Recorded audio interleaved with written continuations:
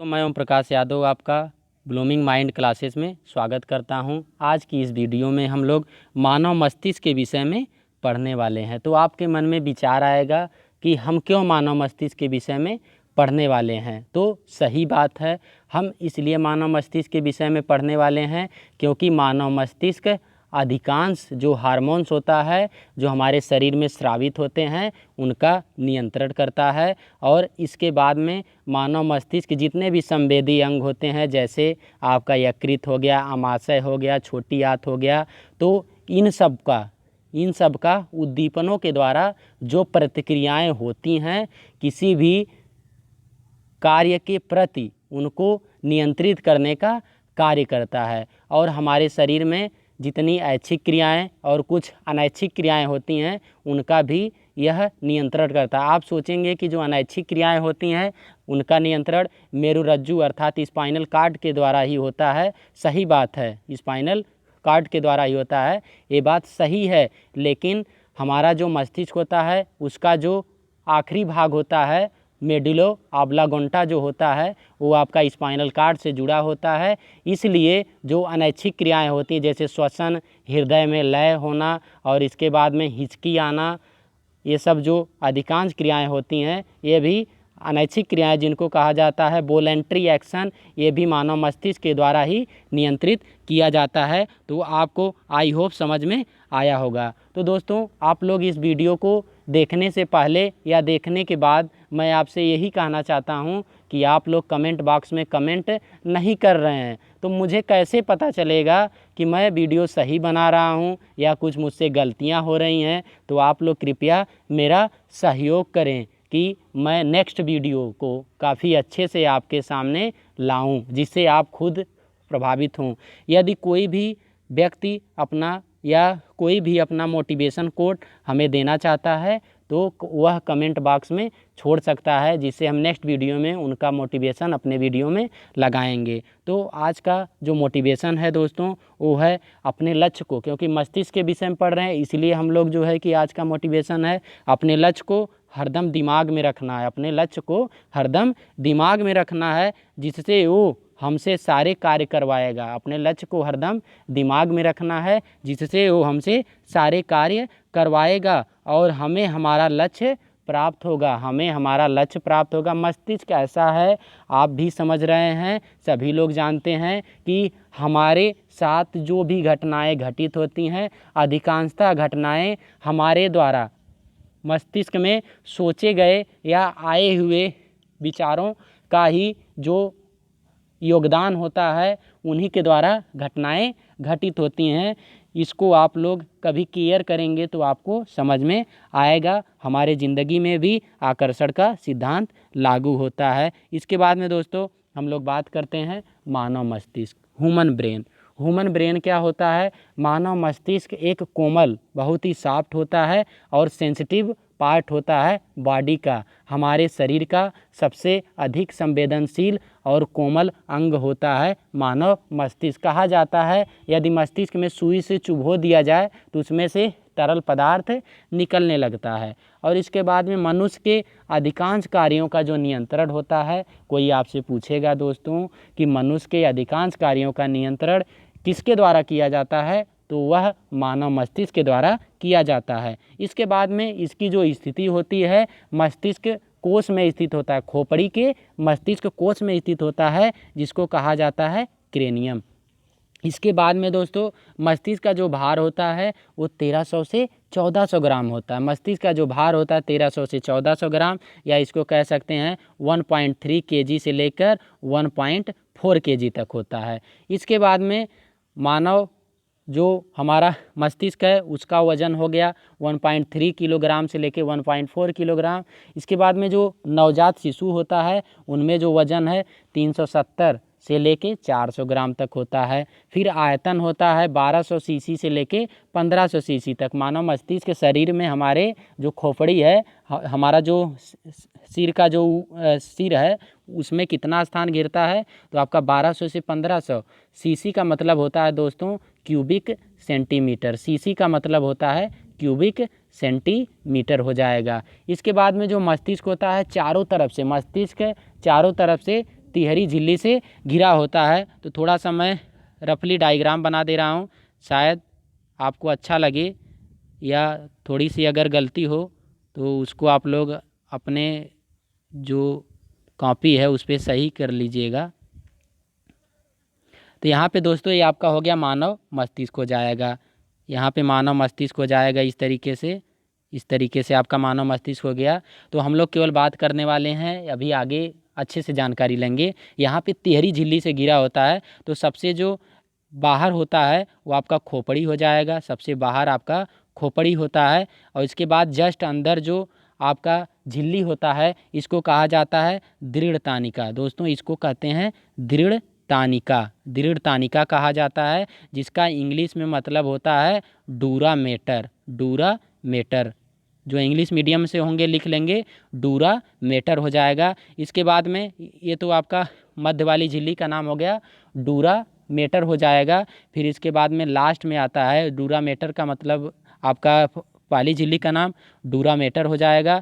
फिर दूसरी झिल्ली का नाम जो बीच में होती है उसका नाम होता है एरेकनाइड का मतलब होता है जाल तानिका। एरेकनाइड का मतलब होता है आपका जाल तानिका होगा, लिख लीजिएगा, थोड़ा स्पेस का कमी है। तो एरेकनाइड का मतलब हो जाएगा आपका जाल तानिका हो जाएगा दोस्तों। और इसके बाद में आपका आ जाएगा यहाँ पे जो लास्ट में होता है इसको कहा जाता है मृदुतानिका। लास्ट में जो होता है इसको कहते हैं मृदुतानिका को कहा जाता है पिया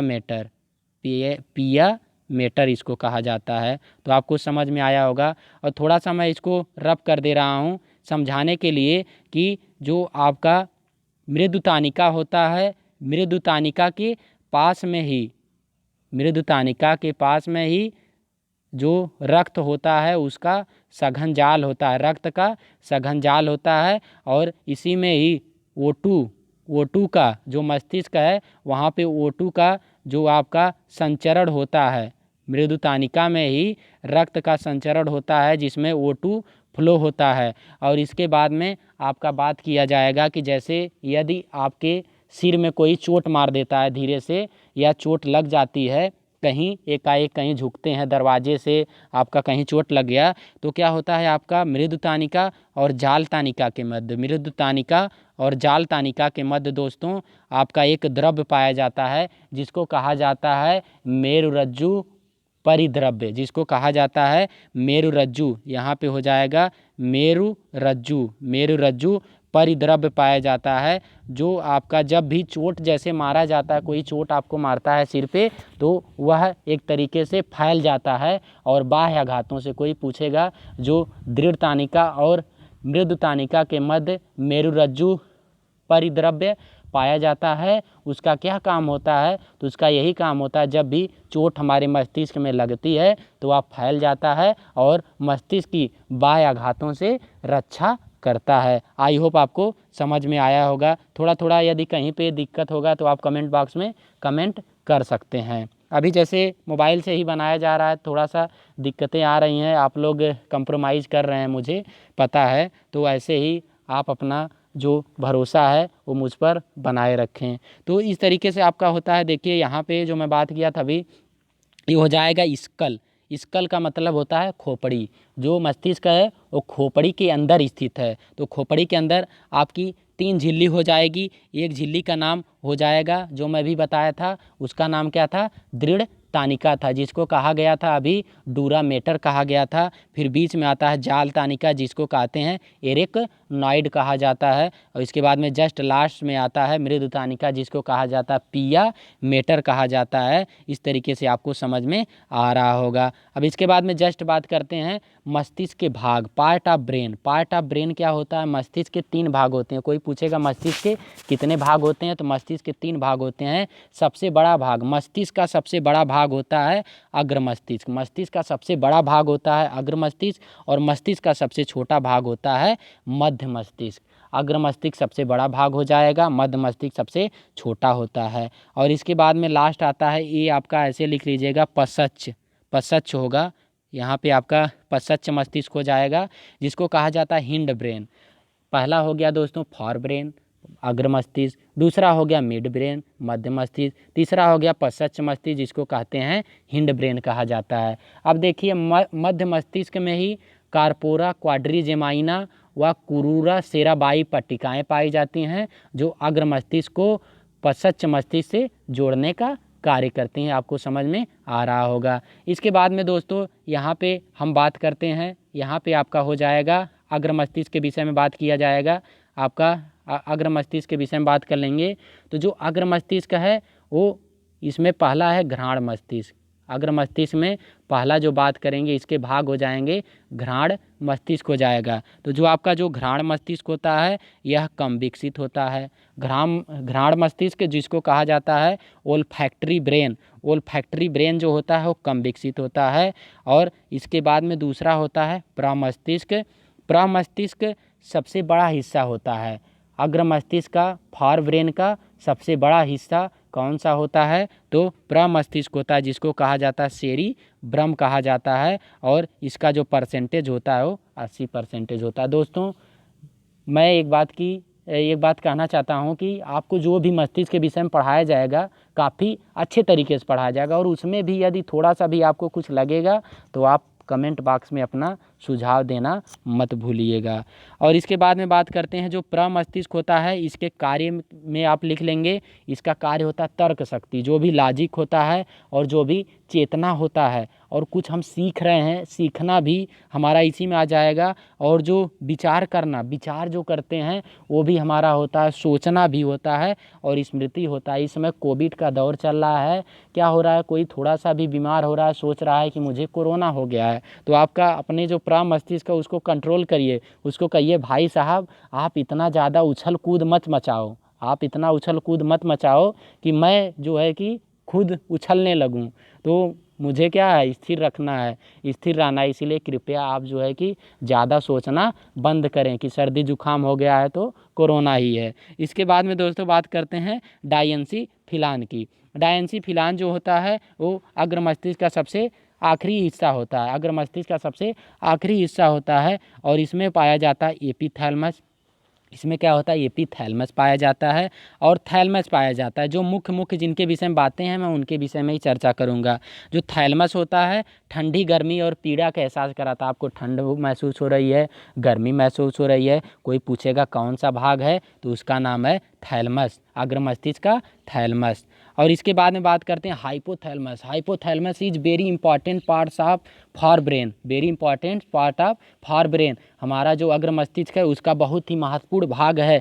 क्यों कहा जाता है, क्योंकि इसी भाग में दोस्तों पीयूष ग्रंथि पाई जाती है। पीयूष ग्रंथि को ही मास्टर ग्रंथि कहते हैं। पीयूष ग्रंथि को मास्टर ग्रंथि इसलिए कहते हैं क्योंकि अधिकांश जो हार्मोन्स होते हैं उनका नियंत्रण, हमारे शरीर में जो हार्मोन्स होते हैं उनका नियंत्रण का कार्य करता है। जैसे आपका थायराइड जो हार्मोन होता है उसके श्रावण का भी जो नियंत्रण करता है वो भी आपका पीयूष ग्रंथि ही करता है। इसके बाद में दोस्तों हाइपोथैलेमस जो होता है उसमें क्या होता है, उत्साह घृणा। हाइपोथैलेमस के द्वारा हमें उत्साह होता है, घृणा होता है, प्यास, भूख और स्नेह। जैसे किसी पे स्नेह कर रहे हैं आप और आपको नींद आ रही है।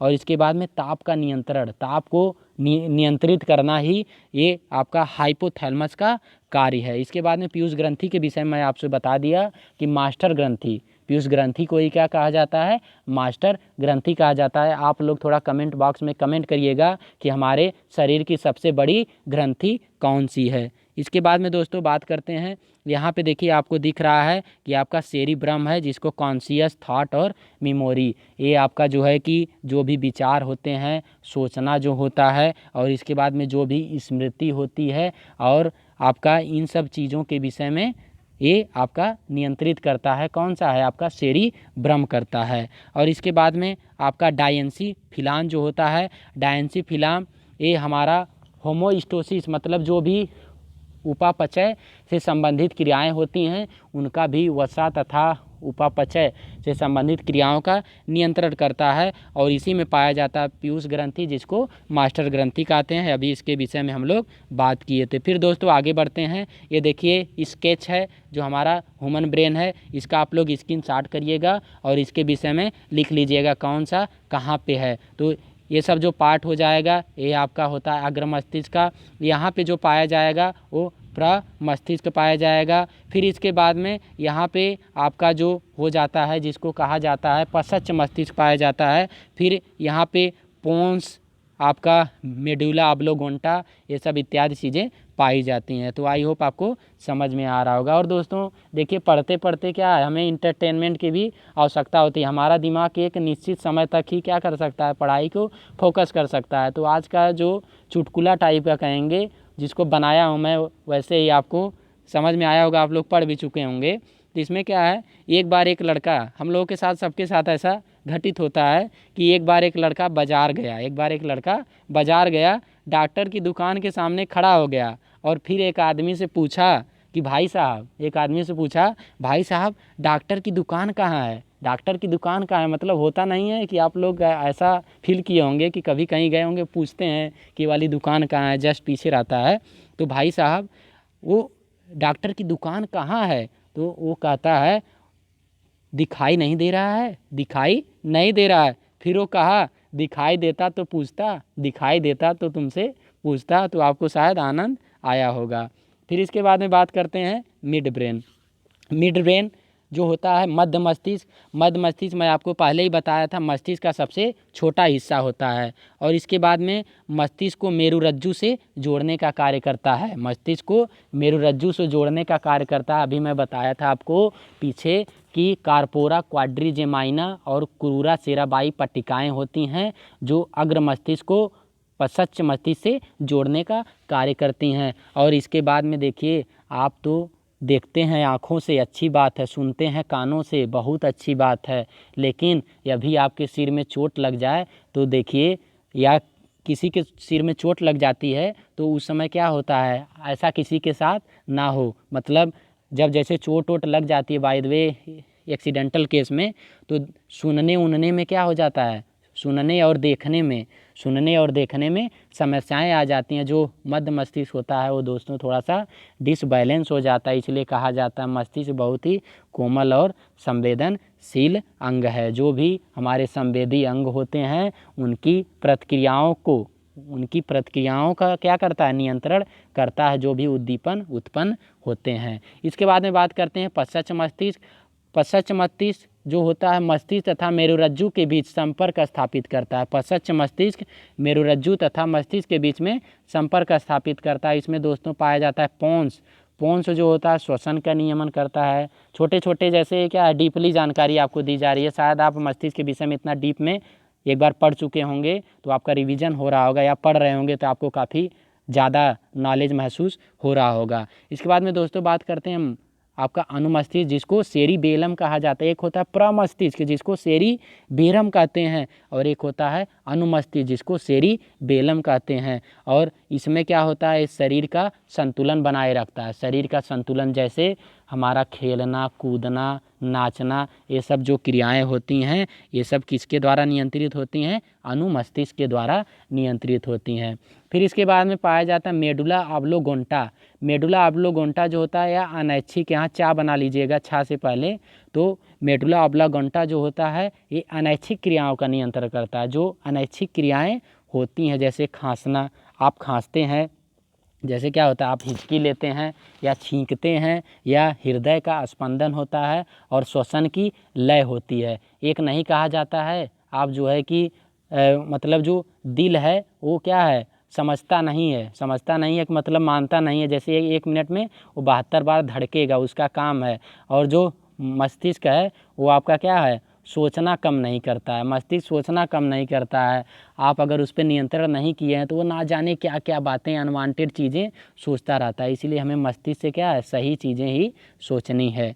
तो अब दोस्तों ये बात करते हैं, आपका जितनी चीज़ें थी यहाँ फ्रंटल लोब हो जाएगा, ये आपका आगे का हिस्सा, जहाँ पे क्या होता है आपका जजमेंट होता है, जो भी न्याय से संबंधित बातें हो। फार साइड का मतलब दृष्टि, और आपका वॉलंटरी मूवमेंट जो अनैच्छिक गति होता है वो होता है। और इसके बाद में इधर का जो भाग होता है स्पीच, जो भी बोलने से संबंधित होता है। मूवमेंट जो भी आपकी गति होती है उसके विषय में। और इसके बाद में यहाँ पे हीट, अभी हम लोग पढ़े थे, एक था क्या था, थैलमस था आपका, फिर आपका एक था थैलमस, एक था हाइपोथैलेमस, थैलेमस और हाइपोथैलेमस था। तो हीट टूट आपका यहाँ पे हीट और इसके बाद में जो भी पीड़ा होती है उसके विषय में यहाँ पे नियंत्रण होता है। इसके बाद में यहाँ पे आपका भाषा से संबंधित नियंत्रण होता है। फिर ये आपका हो जाएगा हियरिंग, हियरिंग का मतलब सुनना। आप लोग मैं बताया हूँ अभी, जो मध्य मस्तिष्क है मतलब जो मिड ब्रेन है, वहाँ से सुनना और देखना जो क्रियाएं होती हैं उसका नियंत्रण किया जाता है। तो इस तरीके से यहाँ पे लिखा है आपका ब्रेन स्टॉक, यहाँ पोन्स हो जाएगा और इसके बाद में होता है यहाँ पे हो जाएगा आपका एक होता है अनुमस्तिष्क, अनुमस्तिष्क हो जाएगा। फिर होता है मेडुला ऑब्लोंगेटा हो जाएगा। तो यहाँ पे लिखा है स्वेलिंग जो भी सूजन होता है, ब्रीदिंग का मतलब सांस लेना, सांस का जो लय, हार्ट बीट मतलब हृदय स्पंदन जो भी होता है तो उन सब का, और इन्वेंटरी फंक्शन जो अनैच्छिक क्रियाएं होती हैं उनका नियंत्रण किया जाता है। सेरिबेलम है, सेरिबेलम शरीर का कोऑर्डिनेशन का मतलब शरीर का नियंत्रण करता है। कैसा नियंत्रण? जैसे नाचना, कूदना, ये सब जो क्रियाएं होती हैं इन सब का नियंत्रण करता है, सेरिबेलम करता है।